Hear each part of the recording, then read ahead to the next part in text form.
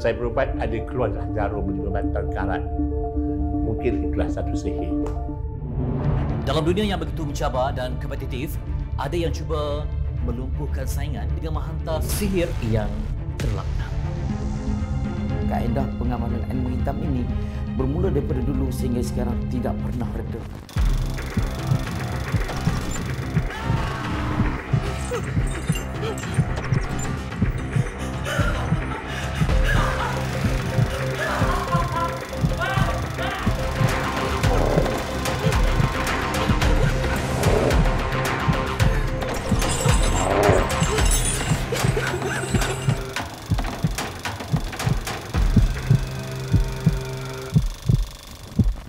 Dalam dunia yang begitu mencabar dan kompetitif, ramai yang bersaing namun tewas oleh tekanan perasaan mereka.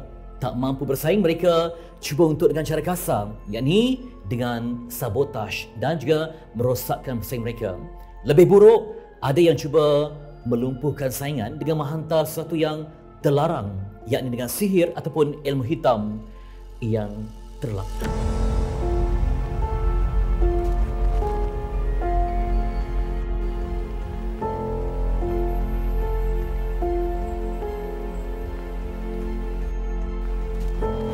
Bagaimana kehidupan Jafar Awan ketika zaman dahulu kan? Kita tengok macam berada di puncak yang gemilang, aktif sana sini ketika muda. Jadi pastinya di sebalik keceriaan, senyum tawa tu, mungkin orang tak tahu di sebalik sisi kegelapan. Terpaksa berdepan dengan manusia mungkin dengki dengan kejayaannya. Kita nampak Jafar ni meriah show sana sini, tapi mungkin itu yang mengundang dengki dan juga hasad serta khianat orang. Macam mana pada peringkat tu? Bagi saya saya dah tak ambil pot dah menentu semua dah. Pasal apa? Saya fikir balik semula daripada awal-awal dulu. Mula saya rasa risau juga kan. Tetapi saya bertawakal pada Allah, yang membagi rezeki ialah Allah. Dan setiap apa yang dibuat oleh manusia terhadap kita tu ada juga rintangan yang Allah bagi untuk dia. Sekurang-kurangnya dia menghabiskan masa, menghabiskan duit, menghabiskan fikiran dia, menghabiskan usia dia untuk menyakiti hati orang lain, tapi dia pun tetap begitu dan terus begitu, tidak mencari jalan bagaimana kejayaan yang orang telah kecapi. Kenapa dia tidak mengikuti cara mereka? Kenapa dia berdendam daripada awal hingga dia dah berusia tak habis-habis lagi? Adakah hidup dia nak menanggung dosa sampai dia mati dibakar di api neraka? Jadi bagi saya terpulang pada dia. Bagi mereka yang saya dah tahu dah siapa-siapa yang mempunyai hasad busuk, hasad dengki, hati kaudu, mereka tu ialah terdiri pada kawan-kawan kita yang suka menepuk belakang kita dengan ayat-ayat yang tidak menentu dan juga munahkan kita dengan cara macam-macam. Hantar itu, hantar ini, hantar ini. Tapi saya rasa hidup saya tetap begini. Walau macam mana pun orang tetap jumpa saya, panggil saya, suka saya, ajak saya ke mana-mana kan. Mungkin benda tu dia tak dapat. Kan? Ada juga orang terdiri daripada kawan-kawan saya bawa jumpa bapa saudara saya, tanpa apa-apa bapa saudara saya dihalau je orang tu keluar daripada bilik. Dihalau je. Kau jangan kawan dengan ni. Dia ni manusia tak baik. Hati perut tak betul. Kaudu. Tak ikhlaskan orang. Macam tu. Lepas tu ada juga masa je saya perkenalkan dia untuk buat bisnes dengan seseorang. Tetapi bila kita dah perkenalkan, dia dapat bisnes, dia mudah balik saya. Dia kata saya macam-macam, dia sina saya, dia sindir saya macam-macam. Jadi apakah manusia begini yang patut saya risau? Hanya Allah yang membagikan dia untuk ke mana saja arah yang dituju untuk dia.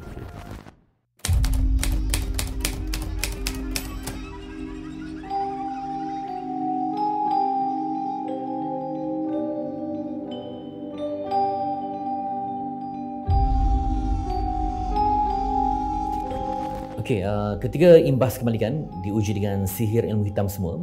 Jadi apa yang dialami ketika itu? Mungkin rasa macam berdebar ke ataupun rasa sakit ke macam mana? Sakit tu biasa, tapi saya usahalah. Umpamanya macam-macam saya buatkan, tapi bagi saya tak heran dengan hantu apa pun kan. Sebab apa? Daripada segi air muka dia pun tak bersih. Jadi apa macam mana kita nak bersihkan diri dia? Lebih baik kita tak usah tengok langsung orang yang macam tu. Tak usah rapat langsung. Pasal dia tu bukan kategori kita untuk kita baik-baikkan diri kita kan. Sama juga macam Dulu ada juga orang daripada stesen yang rapat baik cara. Saya bagi idea macam-macam untuk program dia. Last dia benci saya. Tuduh saya, yang saya ni bomoh dia lah, kata dia lah, sampai dia sakit kaki. Saya kata, aku nak bomoh kau, standard kau apa? Aku siapa dan kau siapa? Dan kalau kau tahu yang bomoh tu kata yang aku buat kau, tunjukkan di manakah bomoh tu. Boleh saya depan muka. Tak pula diberitahu kat mana bomoh tu. Syirik saya tu bukan di Jafar lah. Jadi pernah juga terlibat dengan perniagaan dan apa yang berlaku ketika itu? Okey. Masa saya nak cari tapak, itu pun saya tak pernah berminat untuk berniaga. Kerana saya dah tahu dah apa akan terjadi selepas kita maju dalam kejayaan perniagaan kita. Masa mula saya dapat tempat tu, kita tahulah Jafar kan nak buat tempat karaoke, nak menyanyi. Wah, keliling tu semua. Cakap best tempat ni. Dia kata, you all boleh datang sini makan. Bukan dia nak ajak kita berniaga. Dia hanya cakap yang tempat ni memang bagus. Tapi bila dia tahu yang saya dapat tempat situ, masing-masing dah mula susah hati. Dan ada yang pula menoba macam-macam orang yang datang kat situ yang tu Jafar nak apa ni, nak berniaga kat situ tu. Tak apa-apa nak masak tu. Itu besok tu nak panggil orang tu, dia nak panggil ilmu hitam tu. Dia tu punya hasad mereka tu pernah campak-campak barang depan mata saya. Saya kata, kau hari apa? Tak ada, bayar pasir saja. Dia beraku di balik pasir dekat tempat tu. Lepas tu saya kata, apa yang aku nak buat dengan pasir tu? Dia tertanya saya nak buat hiasan dia. Apa hiasannya? Tapi bila kita tengok keburukan yang dibuat kat kita, akhirnya saya dapat tahu orang yang buat dia pun hilangkan diri. Lepas tu yang tak kasih saya berniaga situ pun dia aksiden sampai patah kaki 3 sampai 4 badan patah kan. Saya tak minta. Kita hanya berserah pada Allah saja. Allah yang tahukan karma mereka terhadap kita.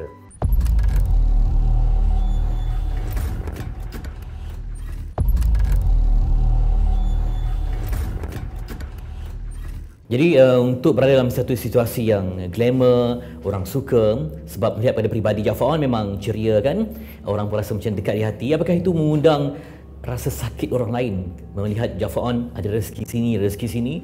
Jadi macam mana untuk kita menghindarkan? Okay. Senang saja. Kita ni berpandukan ayat suci Al-Quran. Itu saja.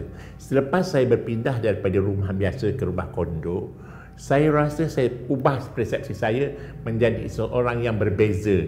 Tempat tinggal yang agak senang kita masuk, tak keluar, dan kita bebas di dalam kondo yang kita duduk. Maknanya kita amalkan. Saya ingatkan pesan pada adik-adik di luar sana, istighfar paling penting hari-hari. Selawat Nabi penting hari-hari. Baca bismillah 21 kali setiap hari kita sebelum tidur. Itulah intipati untuk kejayaan kita, kerana Allah sentiasa bersama kita. Bila dah diperlakukan oleh teman baik, jadi adakah selepas ini ataupun sekarang ini pun memang ada banyak membuat sempadan? Kalau dulu bergaul macam mana? Satu tembok dah. Saya tak perlu mereka-mereka tu lagi dalam dunia saya. Tak perlu. Baik kau manusia yang kerapat dengan aku, kalau aku fikir kau pentingkan aku kena duit aku bagi kau buat program dan kau tak pernah bagi aku program, kita ingat sebagai kawan biasa sajalah. Hai-hai saja. Tapi tak perlu kita tak beramping rapat. Mereka mempunyai hati yang cukup menanah di hati perut dia. Pengalaman ketika dirawatkan, jadi apa yang diberitahu oleh pengamal perubatan tu? Mungkin dalam tubuh badan tu ada jarum ke, ada apa ke, macam mana? Ya, saya pernah jumpa dia perkenalkan orang kan, kata saya sakit kaki ni mungkin ada benda yang menambat. Memang betul. Tapi lepas tu bila saya berubat, ada keluarlah jarum 5 batang karat. Mungkin itulah satu sihir bagi agakkan. Saya kata apapun hidup mati kita Allah yang jaga. Kita tak perlu bimbang, tak perlu kita bersyirik dengan kita. Biarkan orang bersyirik diri dia sendiri untuk memusnahkan kita, tapi syirik itu bukan untuk kita. Biar kita mati pun dalam iman, kan berhati dia sebut mengucaplah kalimah syahadat kan. Itu yang paling baik sekali. Saya berdoa pada diri saya, hanya Allah yang menjaga kita sentiasa berada bersama-sama kita. Pernah tak rasa macam hidup ni tiba-tiba macam gelap seketika ataupun macam hari yang gelap kerana ujian begini, kita nak keluar kerja rasa macam tak sedap ya, kerana orang dah pagar-pagar tertentu? Tak ada. Tak ada. Bagi saya sekarang tak ada dah. Jangan lupa solat sudah. Itu yang paling penting. Solat kita paling penting. Saya bukan manusia yang baik, saya pun manusia yang jahat. Pernah kata pun tak pernah solat pun ada. Tetapi dengan adanya solat itu yang membuat kita hati lembut dan kita tidak pernah rasa walaupun kita dalam kesusahan. Allah tu bagikan macam-macam. Hari ini pun tiba-tiba kita rasa susah, ada orang bagi derma, orang bagi sedekah. Jadi itu yang paling penting sekali. Orang yang tak pernah kita kenal. Sedih tak ada waktunya macam bersendiri? Bersendiri tak ada. Saya dikelilingi oleh anak-anak angkat. Anak-anak angkat nak ajak makan kat luar. Kadang-kadang saya pergi makan sama anak-anak angkat, orang dah bayarkan. Kadang-kadang breakfast pagi pun kadang-kadang orang dah bayar, kita pun tak tahu siapa dia. Maknanya itulah satu-satunya rezeki yang Allah bagi, yang tanpa kita sedar.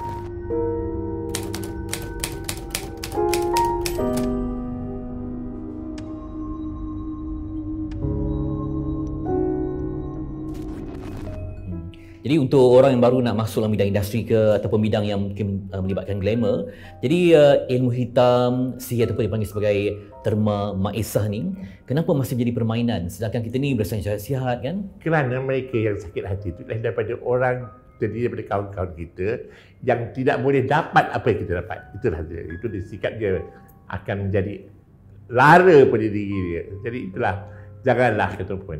Kita kawan-kawan ada juga yang busuk-busuk hati, tapi biarkan saja. Biarkan saja, jangan kita menjadi seperti dia.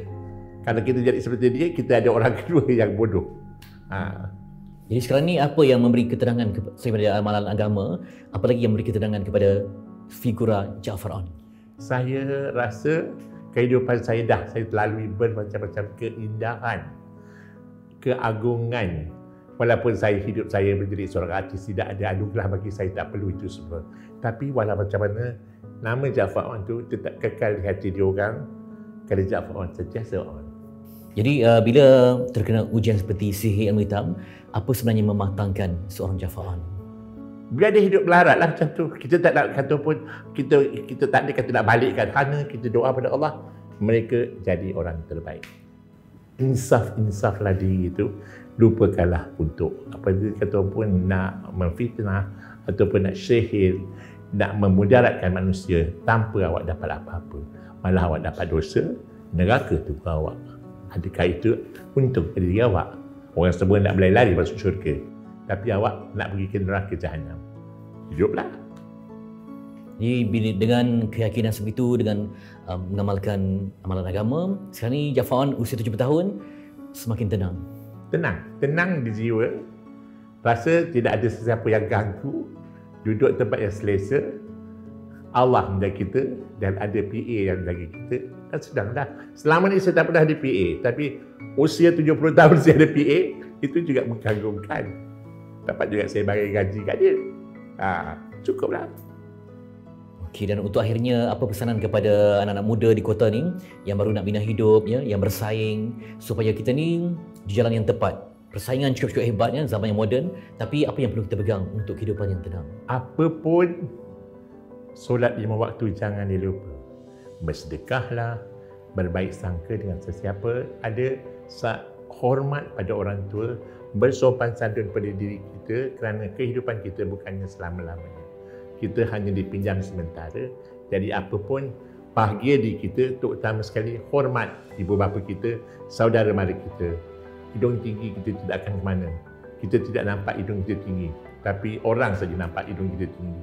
Jadi lupakan segala-galanya, bahagia diri kita, Allah sentiasa bersama kita.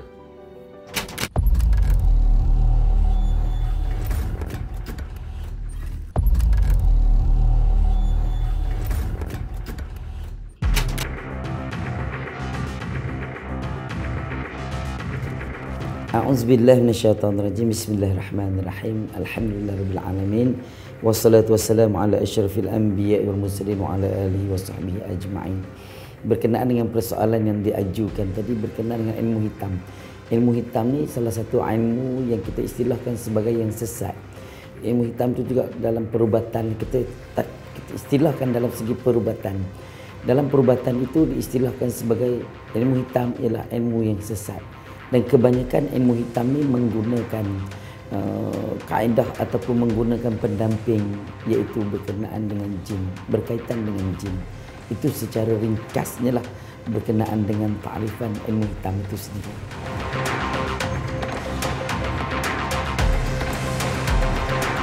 Kebiasaannya dilakukan oleh pengamal perubatan yang menggunakan kaedah jin, menggunakan kaedah sihir. Kalau dalam bidang perubatan, kita letak kepada dua bahagian. Pengamal perubatan yang hitam, pengamal perubatan yang putih. Dua ni melakukan perkara yang berbeza. Yang dimaksudkan dengan hitam ni tadi, iaitu dia melakukan perkara-perkara yang boleh menyakitkan seseorang, perkara-perkara yang boleh merosakkan seseorang, yang mana dia menyebabkan bila terkena ilmu hitam tersebut, seseorang tu mendapat sakit yang tidak boleh dikesan oleh pihak hospital. Paling mudah kita sebutnya, bila kita rasa sakit dalaman, pergi ke hospital, cari tak jumpa, dan siapa yang hantar, itulah dia, berkenaan dengan pengamal perubatan menggunakan kaedah ilmu hitam. Berbeza pula dengan pengamal perubatan menggunakan kaedah kita istilah sebagai putih. Yang putih ni bersih. Jadi bila bersih ni tadi, biasanya dia membantu orang ramai. Kebiasaannya bila saya sebut pengamal perubatan ni, dia menyeluruh banyaklah pelbagai panggilan, pelbagai gelaran yang diberikan oleh masyarakat. Termasuklah bomo, termasuklah tok pawang. Jadi itu hanya panggilan saja. Dan yang menghantar, siapa nak dihantar, dia bergantung pada siapa customer dia, siapa yang meminta. Tidak akan ada pengamal perubatan yang hitam jika tidak ada orang, tidak ada kitalah manusia. Jadi dia berpunca daripada seseorang tu juga, yang mana manusia ni dia ada perasaan hasad dan dengki.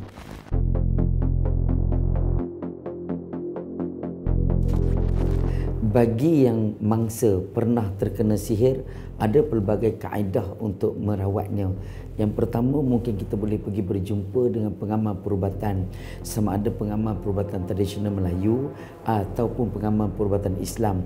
Mana-mana pun boleh, asalkan yang menggunakan kaedah pemulihan, nak bantu pesakit pulih daripada masalah sihir itu tadi. Dan antara amalan, ini amalan yang kita boleh buat sendiri, yang pesakit boleh buat sendiri. Bagi pesakit-pesakit yang pernah kena sihir, cuba jaga wuduk. Sentiasa ada wuduk. Pastikan badan kita sentiasa ada wuduk. Batal, ambillah sekejap. Make up tak apalah, lepas tu make up semulalah. Janji ada wuduk yang pertama. Yang kedua, mungkin kita boleh cari satu ayat Al-Quran yang boleh kita amalkan.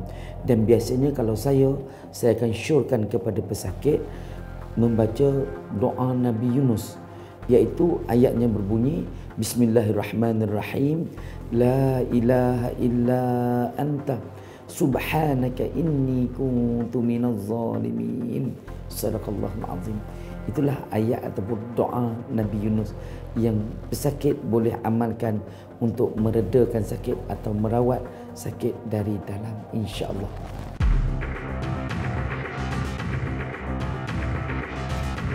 Antara perkara yang kita boleh buat untuk kita elak daripada terkena sihir ni tadi, contoh dalam FB kita, kalau boleh cuba jangan masukkan gambar yang penuh seluruh badan.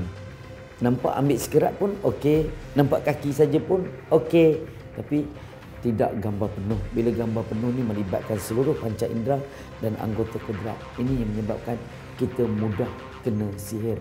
Boleh dengan kaedah kita membaca Al-Quran, rajinkan membaca Al-Quran. Carilah apa-apa zikir pun sebenarnya yang mudah, yang kita boleh bawa secara istiqamah. Itu yang paling penting. Bukan sekadar kita baca hari ni, besok tak buat. Baca esok, lusa tak buat. Baca 2 hari, seminggu tak buat. Kalau kaedah yang begini, sukar untuk kita bentengi diri kita. Tapi jalan terbaik ialah carilah mana-mana ayat, sepotong ayat daripada Al-Quran, dan kita boleh jadikan sebagai amalan dan kita buat secara istiqamah. Mudah-mudahan dengan istiqamah tersebut kita dapat perlindungan daripada Allah Subhanahu wa taala.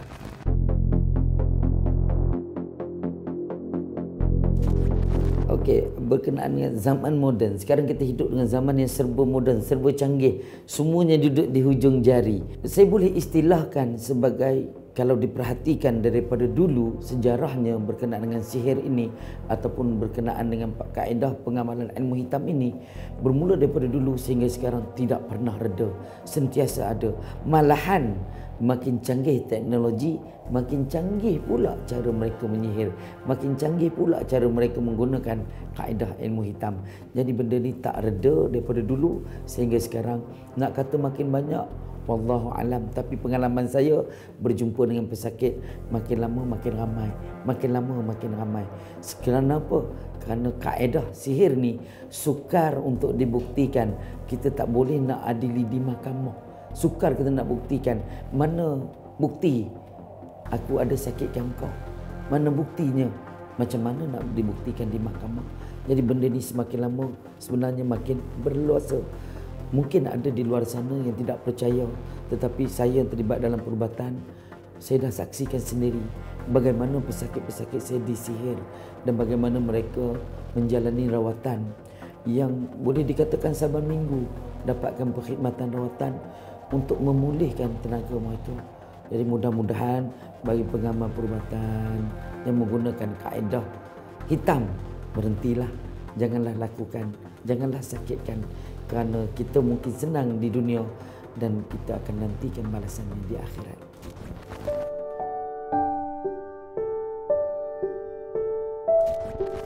Okey, saya berpesan kepada orang ramai yang berada di luar sana, berhati-hati dalam memilih kaedah rawatan.